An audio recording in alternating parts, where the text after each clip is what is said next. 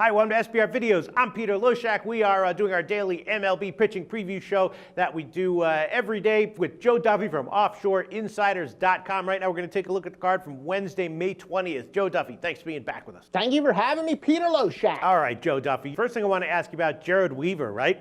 Two excellent starts in a row now, and the last one was on the road at Baltimore, which is, a nice performance, only 83 pitches. So, congratulations on two good starts from Weaver. Is he fully back? I don't know. This is another tough assignment, though, on the road at Toronto. What do we expect from Weaver here? Probably somewhere in between. Look, we know that he's not as good of a pitcher as he used to be, but was he as bad of a pitcher as a guy who had a 6.29 ERA through his first six starts? No, but it is uncanny how these veterans still find a way to kind of go to their level, regress to their mean, and the fact that Weaver was pitching so poorly, I actually expect him to pitch over his head for the next couple starts. So right now, let's just ride Weaver, and he should, in one sense, because he's kind of a big name pitcher, it is tough to get value on him, but he's not as bad of a pitcher as he showed earlier in the year. But all in all, Weaver's a good guy, I think, to start riding right now. All right. Well, I was surprised by his second successful start at Baltimore, and we have another pitcher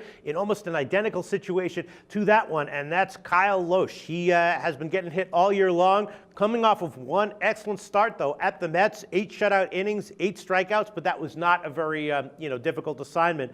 Now he's going to be on the road, though, at Detroit, much more difficult assignment. My assumption is that he gets hit here, but I made a similar assumption with Weaver in the Baltimore game, and I lost with that one. Do you think that we should fade Lohse here against Detroit? Weaver is, I think, a better pitcher than Lohse is, so I would look for maybe Lohse to be more likely to get knocked around, although it's interesting, according to these advanced metrics, and I played with those advanced metrics a couple years ago when it comes to baseball, and I found it from a handicapping standpoint, be a little bit careful. I found myself talking myself out of plays. Sometimes you can overanalyze them, but for what it's worth, according to some of Bill James' advanced metrics, it was one of the best games of Kyle Lohse's career.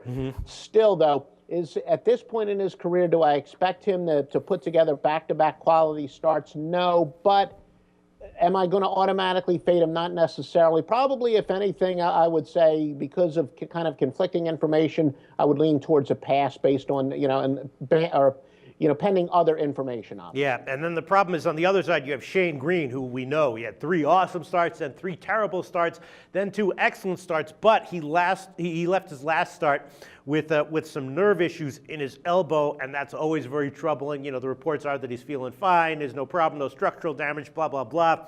It definitely makes me nervous, and I don't know. We might see. This might be a great opportunity for an over here because one of these guys, Greene or Lohse, probably gets crushed, right? Maybe. The MRIs are generally pretty accurate, and they're not going to put a pitcher out there if they think they're risking his career. I'd be a little bit more worried if you're talking about an aging veteran who's had a recent history of arm troubles, but I wouldn't worry about that too much. I think Greene will be fine, and he's only given up 1 run in his past 13 innings. I would probably I would say that Detroit's got the big pitching advantage here. And then let's get your thoughts on Bartolo Colon. Is he regressing a little bit? I don't know. Still just 1 walk on the year, but now 5 home runs in his last 4 starts, spanning about 25 innings.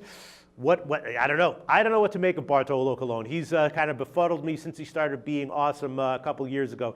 He's going to be at home against St. Louis. Good lineup. What do we expect from Colon here? He hasn't stuck around this long without knowing how to make adjustments, but the bottom line is when you lose a couple miles off of your fastball, it is tough to adjust, and now that, each and every inning that he pitches, it's a little bit different than it would be when he was 24 years old. So I think Colon probably would be in a good position where I'd start to fade him, and I think that the Mets will most likely get to the point where maybe they'll have him have an extra day between starts, which has become more in vogue in recent years with a lot of pitchers. I think Colon's probably a good pitcher to fade at this point. And then Dallas Keuchel, you made some good points in his last start that in general you were looking to fade Houston and fade Keuchel. You thought they would both be a little bit overvalued going forward, and that certainly is not something that I would disagree with overall. But here, at home against Oakland, I mean, as overvalued as Houston could possibly be going forward, they're not any more overvalued than Oakland has been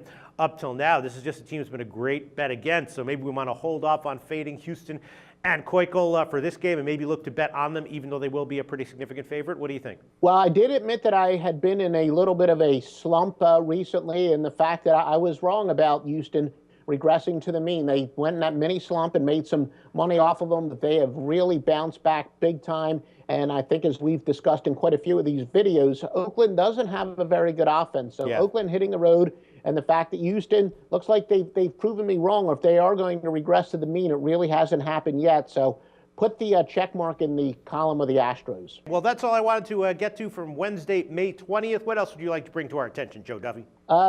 Jeff Locke is one of these guys was a pretty good pitcher, but not so much lately. He looks like he's been a big fade, 7.27 ERA over his last 5.